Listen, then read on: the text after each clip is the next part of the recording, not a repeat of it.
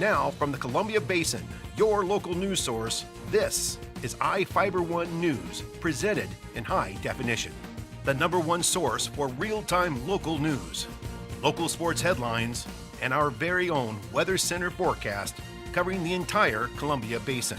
With your iFIBER 1 News team, reporting news in real time as it's happening. From the iFIBER Communications HD broadcast studio in Ephrata, Washington, this is iFIBER 1 News, and it starts now.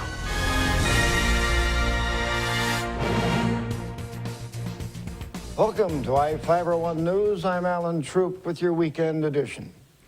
We will review some of the top stories for this week and a few of your favorites.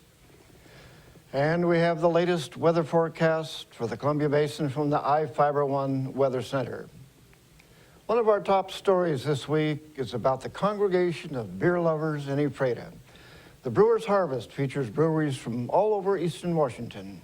And here with the story is Cameron Probert. A group of people braved the wind Saturday to try some of eastern Washington's finest beers and help raise money to get children involved in sports.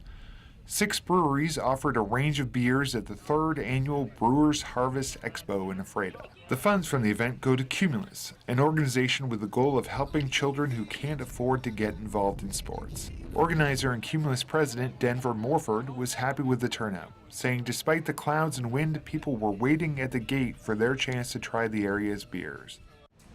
I came up with this idea to host a beer expo because it had never been done in Central Washington before. Just purely a tasting event and an exposition. And that's what I wanted it to be. Something where we can highlight the craft beer industry. We can highlight what is going on with the microbrews that are now popping up all over the place. We have some phenomenal beers here with St. Bridges, with Ancient Lakes, Iron Horse is probably our biggest brewery that we have on display today. A newcomer, Orondo Cider Works, has been around for a long time up in Orondo, brewing hard apple cider. And I just wanted to build some awareness so that when you go to restaurants, when you go to pubs, hopefully the people that are at this event ask for that.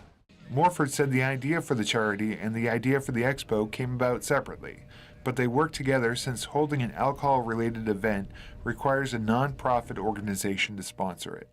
He explained his passion for sports comes from his background as a 3-sport athlete at Ephrata High School. I graduated in '93. I was on the crew team at Washington State University, and I see some of the trouble that families go through trying to fund Little League Baseball, Babe Ruth Baseball, the Summer League basketball programs, the Great Kids football, girls volleyball and all that stuff. And I don't think finances should be a roadblock to somebody participating. The event initially started with 12 breweries, but the organizers decreased the amount to accommodate the crowd they get. It's more of an intimate setting, and that's what I'm kind of going for. Because these guys put so much love and labor into what they do. That's part of what I want to share. The beers ranged from IPAs to pale ales to hard cider, Morford said. Tom Whitko with St. Bridget's Brewery from Moses Lake was one of the brewers who came to the event. This is the 2nd year the brewery has participated in the event. They brought an amber ale and a pale ale. Whitko said the brewery participated to help Cumulus raise money. For Bill Nasberg and Greg Thompson, the Brewers Harvest Expo gave them the chance to come out and enjoy the microbrews from eastern Washington. They come every year, and they had made one round by 5 p.m. We're planning another trip through. We got to support them, or if we don't, we're not going to have this. For iFIBER 1 News, this is Cameron Probert reporting. Thank you, Cameron. Living in a highly agricultural community comes with many great safety risks. Grant County Fire District 3 has taken note of this and has a new rescue tool for their disposal. Here is Vivian Huang with the story.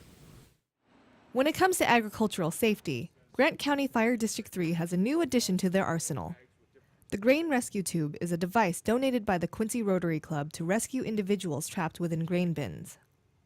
Due to the fact that this is an agricultural community, we have quite a bit of grain storage facilities, quite a few grain storage facilities, some rather large ones, commercially operated, and then down to, as small as 1,000 bushels for the home farm or for the farmer on their premises. When a farmer or an individual, a worker would potentially fall into one of those, grain becomes almost like a fluid, and it can make you immobile. It'd be the same thing as like if you got in a trench collapse or something with dirt.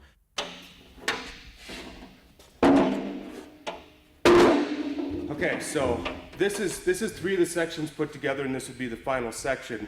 When we do the rescue, we're actually working all 4 sections down around the victim at the same time. So you imagine this takes more than one person to do this. But we'll push these around, and as we push them down around the person, it will make a complete tube around the outside of them, so they can't have any more grain pressure around them. We can then work from the top down, pull the grain out from around them, and extricate the person from the grain. Lieutenant Hilly explains how volunteers work together for the training process of the tube. Connell Grain Growers, Kale Farms, Farmer Bean, and Haskins Company pitched in as well. They all worked together. We went out one night. We actually worked in a semi-trailer. We filled it with grain so we could actually dump grain out. We put victims, if you will, in a controlled atmosphere inside that. In other words, they were all harnessed off and everything, so we wouldn't have any accidents or anything. And then we practiced with that grain tube, pulling them out, let all our volunteers get hands-on experience as far as putting the tube around a victim and pulling them out. Again, it's one of those tools we hope we never have to use, but if it is something that would come that we'd have to make an emergency response to a grain tank, this would give us a really good option as to potential of saving somebody's life that would be in a grain situation. It could be corn, it could be wheat, it could be beans, it could be a lot of things. It goes to a lot of different crops. For iFIBER 1 News, this is Vivian Huang. Thank you, Vivian. Each of the people you see here has warrants for their arrest and is wanted by various law enforcement agencies. If you see any of these people, the DLC asks that you not attempt to detain or apprehend them, but to call police. You can also call the Department of Corrections at 509-764-6180 during the day or 509-762-1160 after 5 p.m. And we will be right back after these messages with the latest from our iFIBER 1 Weather Center, sports, and more news.